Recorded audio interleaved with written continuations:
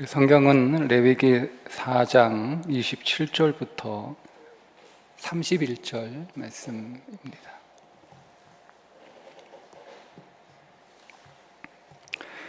함께 읽겠습니다. 만일 평민의 한 사람이 여호와의 계명 중 하나라도 부지 중에 범하여 허물이 있었는데 그가 범한 죄를 누가 그에게 깨우쳐 주면 그는 흠없는 암염소를 끌고 와서 그 범한 죄로 말미암아 그것을 예물로 삼아 그 속죄 제물의 머리에 안수하고 그 제물을 번제물을 잡는 곳에서 잡을 것이요 제사장은 손가락으로 그 피를 찍어 번제단 뿔들에 바르고 그 피 전부를 제단 밑에 쏟고 그 모든 기름을 화목 제물의 기름을 떼어낸 것 같이 떼어내 제단 위에서 불살라 여호와께 향기롭게 알지니 제사장이 그를 위하여 속죄한즉 그가 사함을 받으리라. 아멘. 오늘은 예배 두 번째 시간, 세 번째 시간이죠. 속죄제와 속건제에 대해서 함께 나누겠습니다. 구약에서 우리들에게 가르쳐주고 있는 예배는 5가지죠. 번제, 그리고 우리가 지난주에 배웠던 소제, 그리고 다음 주에 배울 화목제, 그리고 오늘 배우게 될 속죄제와 속건제, 이 5가지가 구약에서 우리들에게 가르쳐주고 있는 예배인데, 번제와 소제와 화목제는 자원제라고 부릅니다. 그러니까 내가 선택해서 하나님 앞에 온전한 헌신을 위해서 번제를 드리기도 하고, 또 감사와 또 섬김을 위해서 소제를 드리기도 하고, 또 하나님과의 교제, 또 오늘 이웃과의 교제를 위해서 화목제를 드리기도 합니다. 그런데 반드시 드려야 되는 제사가 있는데 그게 속죄제와 속건제입니다. 하나님이 이스라엘 백성들에게 제사를 가르쳐 주실 때 감사와 헌신만이 아니라 죄의 문제를 그 제사 안에서 정직하게 다루시기를 원하셨다는 거죠. 그래서 오늘 우리가 배우게 될 속죄제와 속건제는 죄를 깨달은 그리스도인들이 그 이후에 어떻게 반응해야 하는가. 제가 얼마 전에 주일 예배 때 회개에 관해서 말씀을 드렸는데, 그 맥락 안에서 구약의 제사는 우리에게 어떤 회개를 가르쳐주고 있는가를 우리가 좀 더 보충해서 혹은 보완해서 보는 시간이 될 것 같습니다. 속죄제는 우리가 살면서 죄를 인식할 때마다 드리는 제사입니다. 제사하는 방식은 번제하고 크게 다르지 않은데, 이 속죄제의 제사는 특징이 하나 있습니다. 그게 뭐냐면 죄를 깨닫는 즉시 드리는 제사입니다. 다음 날 혹은 다음 주 이렇게 기다렸다가 회개를 하거나 죄를 모아놨다가 회개를 하거나 그런 것이 없습니다. 그 이유는 뭐냐면 예배와 삶을 분리할 수 없다는 거예요. 이미 구약의 제사제도 안에서 제사와 삶은 분리되지 않는다는 것을 가르쳐 주고 있습니다. 우리가 언뜻 보면 제사는 성막에 가서 제사를 드리는 거니까, 성막은 자기들이 살아가는 삶의 자리와 구별된 떨어진 자리거든요. 그래서 언뜻 보면 삶을 살아가는 것과 성막에 가서 제사를 드리는 것이 분리된 것처럼 보이는데, 이 속죄제나 속건제만 보더라도 삶이 분리되지 않았다. 그러니까 내가 지금 내가 하나님 앞에 범죄했구나라고 하는 것을 깨닫게 되면 다음 주일에 가서 예배하지, 성막에 가서 속죄하지, 그게 아니고 바로 그 죄를 깨달은 즉시 성막에 가서 속죄 제사를 드려야 한다는 것. 그러니까 제사와 삶은 다시 말씀드리지만 분리되지 않습니다. 제가 오늘 계속 반복해서 말씀드릴 부분이 이거, 여러분들이 속죄제와 속건제 다 여러분 잊어버려도 하나는 꼭 기억하시면 돼요. 삶과 예배는 분리될 수 없다. 기독교 신앙의 치명적 문제, 삶과 예배가 분리되어 있습니다. 예배 따로, 사는 것 따로. 그러니까 교회 와서 예배당에서 예배만 잘 드리면 삶을 어떻게 살아가든 그거는 그렇게 크게 신경을 쓰지 않는 상태가 지금 현재 되어버렸잖아요. 우리는 예배당에 와서 예배만 경건하게 잘 드리면 내가 신앙생활 잘하고 있다라고 하는 착각에 빠져요. 그런데 그 예배는 뒤에 다시 한번 말씀을 드리겠지만 우리의 삶을 지향하고 있어야 되고요. 삶은 예배를 향해 있어야 되는 거예요. 그러니까 삶은 예배를 위해서 살고 예배는 삶을 위해서 드리는 거예요. 이게 분리가 되면 그 순간 종교입니다. 종교. 여러분, 종교는 사망입니다. 종교에는 생명이 없다라고 제가 지난주에 말씀을 드렸죠. 그 대표적인 사람이 다윗인데요. 다윗이 우리의 아내 밧세바를 범한, 그리고 우리아를 살해한 그 죄가 나단 선지자에게 지적을 당할 때 공개된 장소에서 지적을 당했어요. 나단 선지자하고 다윗하고 둘이 있을 때 다윗한테 소근소근 조용히 얘기한 게 아니고 모든 대신들이 회의하고 있는 가운데 선지자가 뚝 들어와서 그 선지자들 앞에서 한 나라의 왕을 지적했단 말이에요. 여러분, 왕이 얼마나 큰 수모를 당했겠습니까? 그렇다고 해서 다윗이 나단 선지자를 벌하거나 미워하지 않았어요. 그 자리에서 그 즉시 다윗이 공개적으로 하나님 앞에 내가 바로 그 죄인이다 라고 자백하고 회개를 합니다. 그 전까지는 그게 잘못되었다라고 하는 것을 느끼기는 했지만 그것이 하나님 앞에서 큰 범죄였다라고 하는 것은 인식하지 못했던 것 같아요. 자, 그러면 생각해 보세요. 여러분, 내가 이건 좀 잘못했구나 라고 생각하는 것과 하나님 앞에서 이게 범죄구나 라고 생각하는 건 다를 수 있다는 거예요.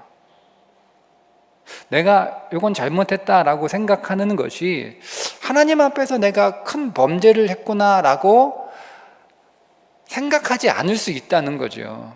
그러니까 우리는 내가 이거 잘못했구나라고 하는 수준에 머물러 있으면 안 되고 우리의 모든 죄는 내가 하나님 앞에서 큰 죄를 지었다. 그러니까 다윗이 시편에 보면 내가 오직 하나님께만 범죄했다 이렇게 고백을 하거든요. 이거를 잘못 읽으면 그럼 우리는 사람한테 잘못한 게 아니고 하나님께만 잘못한 건가 라고 또 오해를 해서 하나님 앞에서만 해결하면 되는 식으로 자기 좋을 대로 그렇게 해석을 하는데, 하나님 앞에 범죄했다는 뜻은요, 하나님께 범죄했다는 뜻은 그 죄가 엄청나다는 거예요.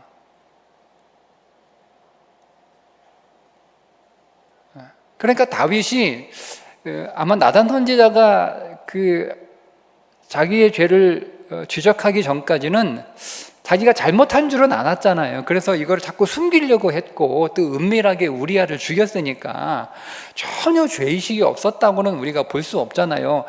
밧세바와 밧세바를 범하고 그의 남편 우리아를 요압을 시켜서 살해하는 것에 대해서 다윗이 죄책감을 가지고 있었는데 그게 하나님 앞에서, 왜냐하면 그 당시에 다른 나라 왕들은 그런 것들을 눈 하나 깜짝 안 하고 그렇게 하고 있었거든요.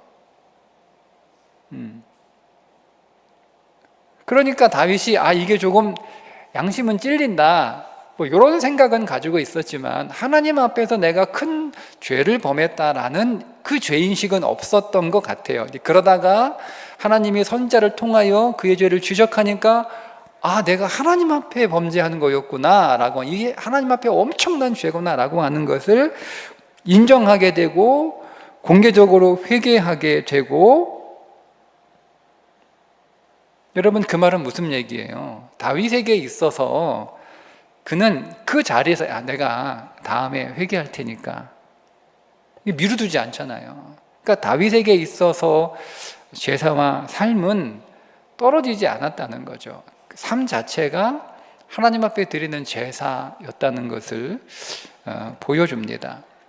시편 51편 17절, 특별히 51편이 이 사건 직후에 지었던 시로 알려져 있는데 17절에 보면 이렇게 다윗이 고백하는데, 하나님이 구하시는 제사는 상한 심령이라 하나님이여 상하고 통회하는 마음을 주께서 멸시하지 아니하시리이다. 그러니까 형식적인 제물을 가지고 와서 하나님 앞에 회개하는 것보다 내가 죄를 깨달았을 때 즉시 그 자리에서 정직하게 하나님 앞에 통회하는 마음으로 회개하는 그 태도가 하나님이 받으시는 참된 속죄 제사라는 의미입니다. 그래서 다시 말씀드리지만 우리의 예배와 삶은 분리되어서는 안 됩니다. 삶은 반드시 예배로 이어져야 돼요. 그러니까 우리가 만약에 일주일 하루 주일날 와서 예배를 드린다라고 하면 오늘 월요일부터 토요일까지 우리가 살아갈 때 그 삶은 항상 예배를 염두에 두고 살아야 되는 거예요. 내가 하나님 앞에 은혜로 나아가지만 내 행함과 내 삶을 가지고 하나님 앞에 나아가는 것 아니지만 그래도 내가 하나님 앞에 기쁨이 되는 예배자가 되어야겠다라는 생각은 항상 우리 안에 있어야 되는 거잖아요. 우리가 하나님의 사랑을 힘입어 예배에 갈 수 있는 자격을 얻었잖아요. 그런데 하나님의 사랑을 힘입어 예배의 자리로 나아갈 수 있는 그 은혜를 얻은 우리들은 하나님 앞에 나아갈 때 하나님의 기쁨이 되는 존재로 나아가면 더 좋잖아요. 하나님이 우리에게 기대하시는 건 두 가지, 우리를 사랑하는 감정과 우리가 기쁨이 되는 두 가지 감정을 우리에게 요구하시니까. 근데 그 사랑은 하나님이 우리에게 부어지는 것이고 일방적으로 우리에게 주시는 사랑이고, 우리가 하나님의 기쁨이 되는 존재가 되어야 하는 건 또 우리의 몫이니까. 그러면 내가 하나님 앞에 이번 주일 예배 드리러 나가는데 그때 나는 하나님이 기뻐하시는 삶을 가지고 나아가는 예배자가 되어야겠다, 이렇게 예배를 향해 있어야 되고요. 우리가 예배를 드릴 때 내가 이 예배 한 시간 잘 들어가지고 예배 한 번 잘 드려서 복 받아야지, 이런 예배, 이건 다 미신이에요, 여러분. 그런 기복주의자들하고 우리하고 다를 게 뭐가 있어요? 똑같이 한 번 예배 잘 들어가지고 내가 원하는 것 받아내고 내 기도가 응답되고 그래서 복을 받는 그런 예배가 우리의 목적이 아니고, 내가 오늘 이 예배를 통해서 하나님으로부터 그 능력과 그 하나님의 생명을 내가 공급받아서 내가 또 일주일 동안 하나님의 나를 우리의 가정과 일터로 파송하시는데 그 하나님의 파송하신 나의 삶의 자리에서 하나님을 예배하는 삶의 예배자로 내가 잘 살아가야지라고 하는 그 목적을 가지고 예배를 드리는 거예요. 그렇게 예배는 삶은 예배를 서로 향하고 있어야 된다라는 겁니다. 그래야 그리스도인이 예배당에서 끝나는 그리스도인이 안 되는 거예요. 그러니까 우리는 교회에 와서만 신자죠. 교회에 와서만 신자. 그런 신자 여러분 제일교회 교인들은 되면 안 돼요. 우리는 예배당 안에서도 신자이지만 예배당 밖에서도 그리스도인이어야 될 줄 믿습니다. 그렇게 여러분, 우리가 삶의 예배자, 삶 속에서도 하나님을 예배하는, 예배와 삶이 연결된 삶을 살아가려면, 그러면 혹 내가 하는 내 직업이 죄를 지을 수밖에 없는 직업을 가지고 있다면 그 직업을 버릴 수 있어야 돼요. 그게 진짜 속죄 제사입니다. 우리가 그런 직업을 갖고 있으면서 어떻게 우리의 삶이 예배가 될 수 있고 또 예배가 우리의 삶이 될 수 있겠어요? 불가능합니다. 그러니까 우리가 그런 결단, 그런 각오가 되어 있어야 된다는 거죠.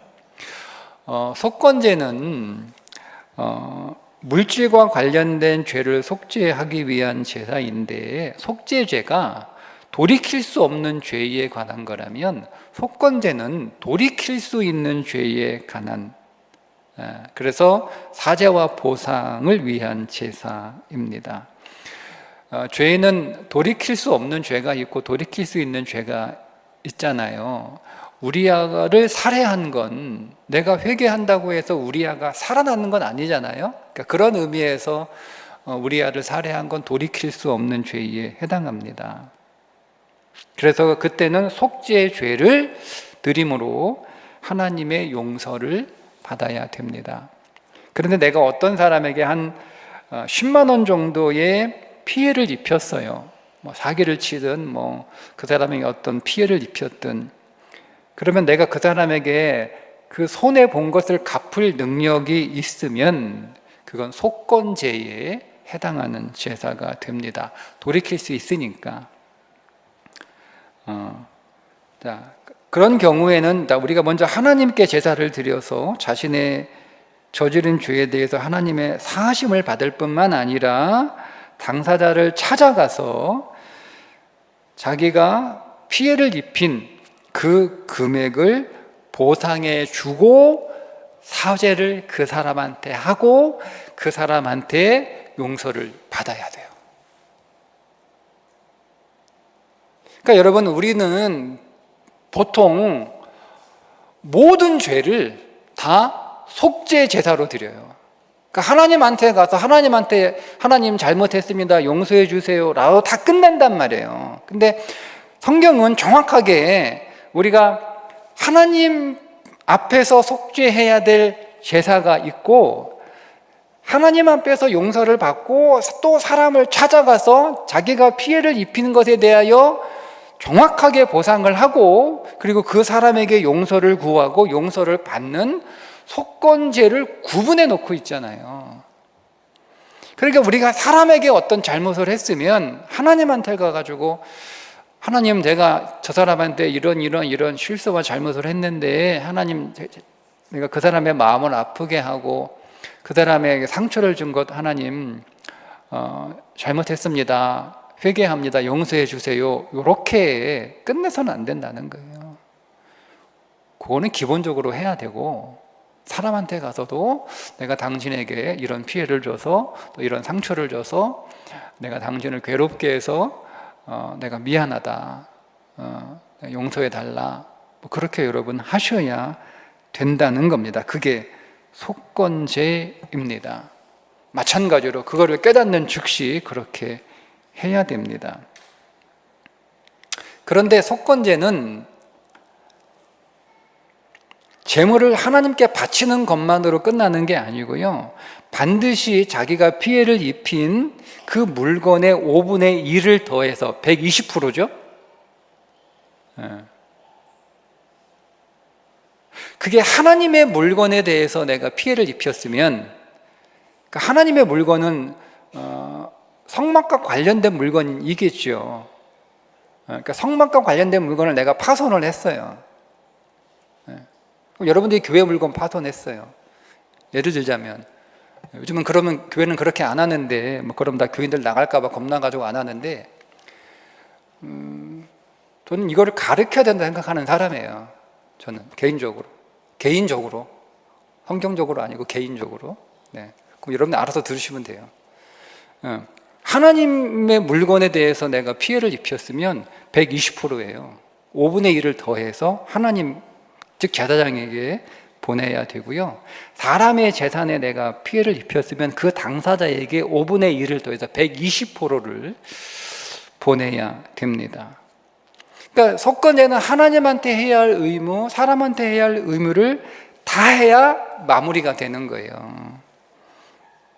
그래야 삶과 예배가 일치가 되는 거죠. 그러니까 5분의 1 더하는 거니까 120%잖아요. 그러니까 원상 회복이 아니에요, 여러분. 속건제는 원상 회복이 아니에요. 초과해서 배상하는 거예요. 초과해서 배상. 내가 100만 원의 피해를 입혔으면 100만 원 돌려주는 것으로 끝나는 게 아니에요. 120만 원 돌려줘야 속건제사가 마무리가 됩니다.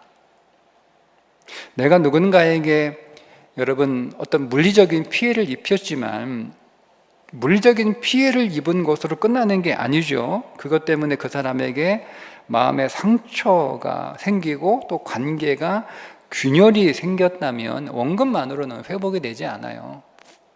그러니까 정말 내가 이 사람의 그 피해를 줘서 그 사람의 마음을 상하게 하고 또 그로 인해서 우리의 관계가 금이 관계되는 것에 대해서 정말로 내가 잘못했다라고 여러분 생각한다면 신앙에는요 항상 거기에 진심이 담겨 있어야 돼요. 진심에 특별히 회개에는 더 그 안에 진정성이 담겨 있어야 됩니다. 성경은 그거를 최소 120%예요. 나는 120% 가지고도 이게 내 마음이 너무 미안해가지고 안 되겠다. 그럼 여러분 200%, 300%, 400% 하시면 됩니다. 여러분들이 정말 진심을 담아서 하면 그게 누구냐면 그게 삭개오예요. 여러분 삭개오가 예수님을 만나고 나서 회개하는데 말로만 회개하지 않잖아요. 자기가 잘못하는 것에 대해서 물질의 보상까지 하겠다라고 예수님한테 약속을 하는데 이렇게 약속하지 않습니까? 삭개오가 서서 주께 여짜오되 주여 보소서 내 소유의 절반을 그냥 무조건 절반을 가난한 사람에게 주겠다는 거예요. 만일 내가 누구의 것을 토색한 일이 있으면 4배 120%가 내요. 400%를 갚겠다는 거예요. 이게 삭개오의 진심이에요. 나는 율법이 정한 대로 120%만 해가지고는 나는 안 된다는 거죠. 나는. 그러니까 삭개오처럼 400%를 하라는 이야기가 아니고 삭개오의 고백과 약속의 핵심이 뭐냐면 진정성이에요. 진정성. 그게 삭개오의 진심이었단 말이에요. 그걸 누가 시킨 게 아니잖아요. 그러니까 여러분 그리스도를 만난 사람은 이게 당연하다는 겁니다. 이게 자연스럽다는 거예요. 그리스도를 만난 사람은 하나님의 마음이 그 안에 흘러 들어올 수밖에 없는 것이고 그 하나님의 마음이 자기 안에 흘러 들어오게 되면 삭개오와 같은 아주 자연스러운 반응이 나올 수밖에 없다라는 거예요. 그래서 내가 하나님 앞에 제가 이제 이거를 뭐 신학적으로 어떻게 해석해야 될지는 제가 혹시 문제가 될지 모르겠다라는 생각이 좀 들긴 하지만 제가 아직 확인을 안 해봐가지고 자기 재산의 절반은요, 제가 뒤에 이제 말씀을 드리겠지만 삭개오가 잘못한 게 사실은 많을 텐데 그 사람을 내가 다 알 수 없잖아요. 죽은 사람도 있고 뭐 떠난 사람도 있고 잊어버리는 사람도 있고 그러니까 그 사람들을 위해서는 자기 재산의 절반을 하나님께 드리는 것처럼 이웃에게 주겠다는 거예요. 이웃에게 그리고 자기가 생각나는 사람, 알고 있는 사람, 그리고 생존에 있는 사람에게는 400%를 주겠다는 거예요. 그러니까 이렇게 여러분 삭개오는 그리스도를 만나고 난 뒤에 하나님에 대한 그리고 사람에 대한 의미를 아주 정확하게 그리고 그래서 완전한 속죄의 삶을 살아갔습니다. 그걸 우리에게 보여준 거죠. 우리가 속건제를 이제 공부하다 보면 이제 이런 질문이 생기는 거예요. 이게 구약의 규례인데 지금도 유효한 거냐? 뭐 이렇게 우리가 질문할 수 있는데요. 지금도 유효하다. 제사의 형태가 예배로 바뀌었을 뿐이고 그 내용과 그 정신은 여전히 동일합니다. 그래서 여러분들이 누군가에게 물질적인 잘못을 했다면 하나님 앞에 회개 드리는 것은 물론이거니와 당사자에게 해당 금액의 120%를 보상하셔야 됩니다. 제가 해봤는데요, 쉽지 않습니다. 네. 가르친 저도 좀 주저하게 되더라고요. 네. 근데 해야 됩니다. 하셔야 됩니다. 두 번째 질문이죠. 내가 보상하려고 하는데 형편이 안 될 수 있잖아요. 그죠? 형편이 안 돼요. 형편이 안 돼요.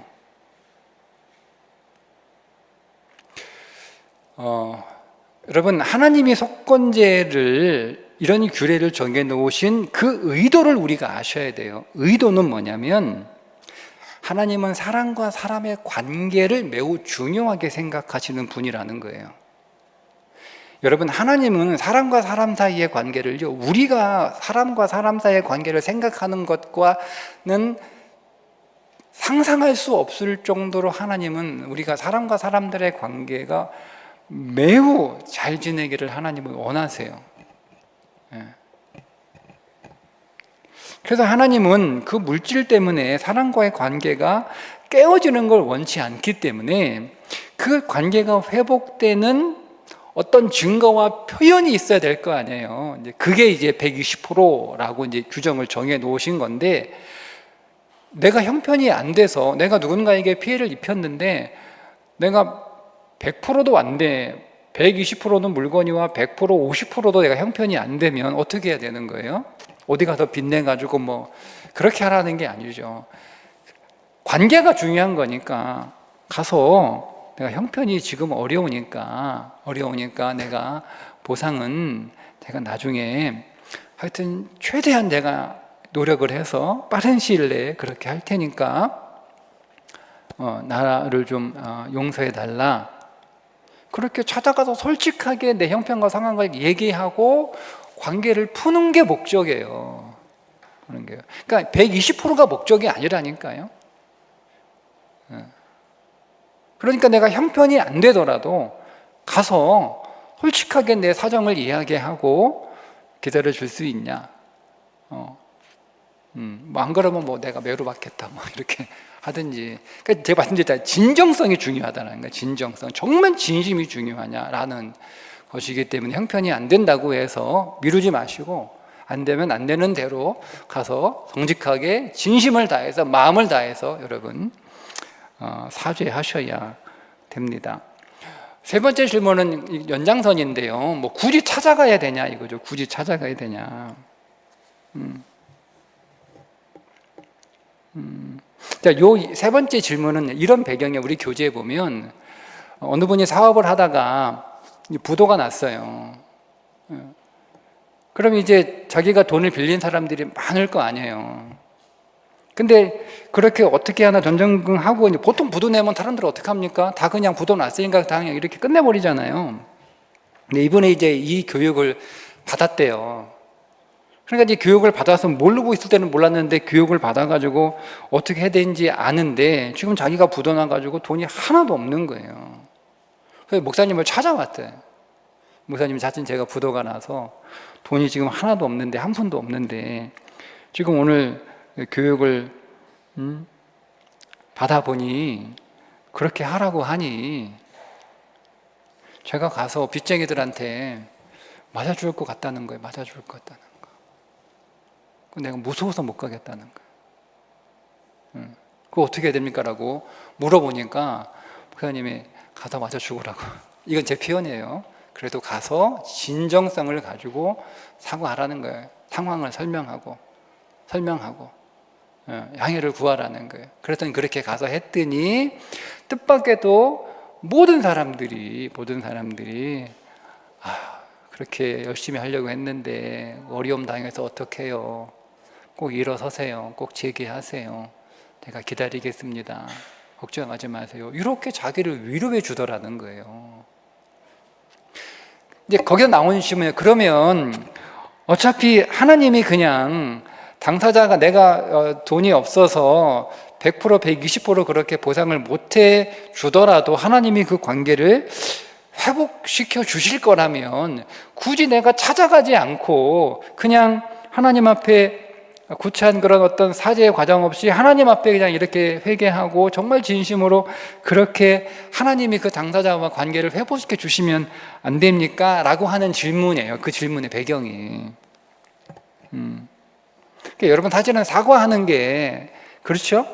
누구도 사람한테 가서 미안하다, 잘못했다, 용서해달라 이렇게 여러분 말하는 거, 그게 쉬운 사람은 한 사람도 없어요. 더군다나 그 돈이 걸려있는 문제에서만큼은 피를 말리는, 뭐 저는 경험해 본 적은 없지만 뭐 그렇게 썼더라고요. 피 말리는 고통이다 이렇게 썼더라고요. 그런데 그렇게 하라는 거예요. 그게 피 말리는 고통이라 할지라도. 왜냐하면 나는 누군가에게 피해를 입혀 잘못을 이렇게 해서 누군가가 내가 저지른 잘못 때문에 여전히 고통 속에 있는데, 그게 금전적인 뭐 고통이든 뭐 마음의 고통, 그런 고통 속에 있는데 내가 하나님 앞에 그냥 딱 이렇게 기도하는 것만으로 다 됐다고 생각하면 그 사람은 그런 식으로 죄가 해결되면 똑같은 죄를 반복할 확률이 매우 크다는 거예요. 저는 내가 저지른 죄에 대한 불이익을 내가 경험하지 않으면 그 죄는 계속 짓습니다 라고 생각합니다. 그러니까 우리의 죄가 왜 반복되냐면 그 죄에 대한 불이익을 받지 않는 거예요. 왜 사람들이 교회에서 똑같은 일을 가지고 자꾸 똑같은 말썽을 부리죠? 그걸 이렇게 해가지고 불이익을 당해본 적이 없는 거예요. 목사가 꾸짖기를 하나, 치리를 하나, 직분을 그다음부터 취소해버려, 이런 게 전혀 없잖아요. 그러니까 똑같은 짓을 하는 거예요. 하나님이 오늘 우리에게 속건제의 의무를 명령하신 것은요, 딱 하나예요.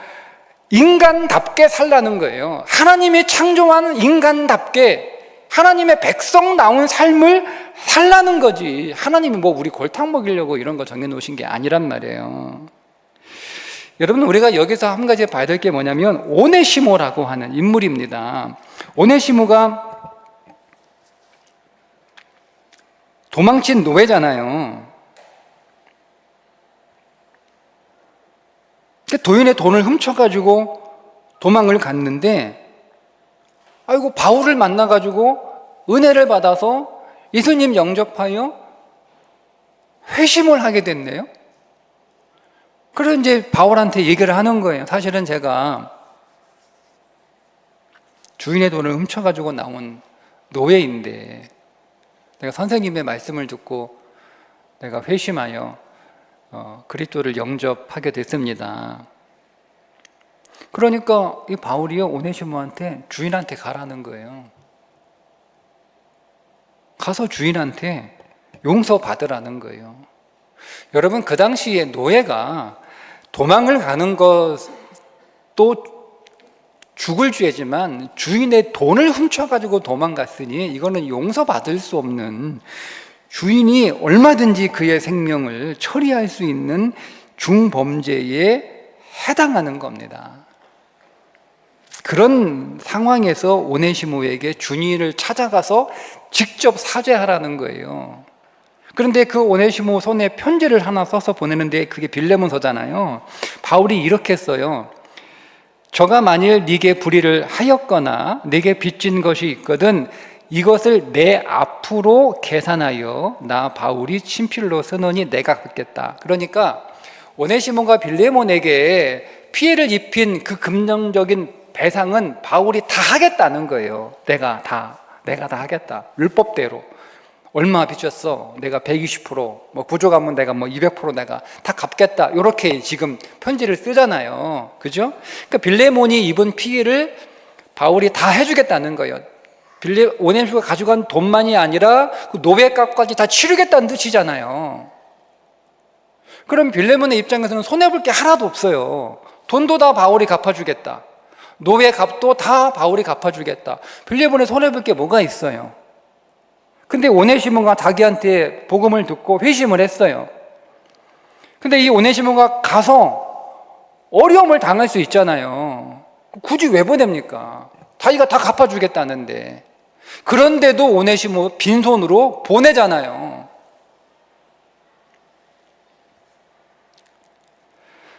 오네시모에게는 그런 과정을 생략하면 안 되기 때문에 그래요. 누구를 위해서요? 오네시모를 위해서요. 만약에 오네시모가 바울 같은 사람, 정말 운 좋게 이런 사람 만나가지고 자기 노예값, 자기 빚진 거 다 갚아주고 편지까지 써주고 보증까지 해주고 네가 용서하고 네가 이해해줘라 라고 오네시모가 전혀 어떤 전혀 불이익도 당하지 않아요.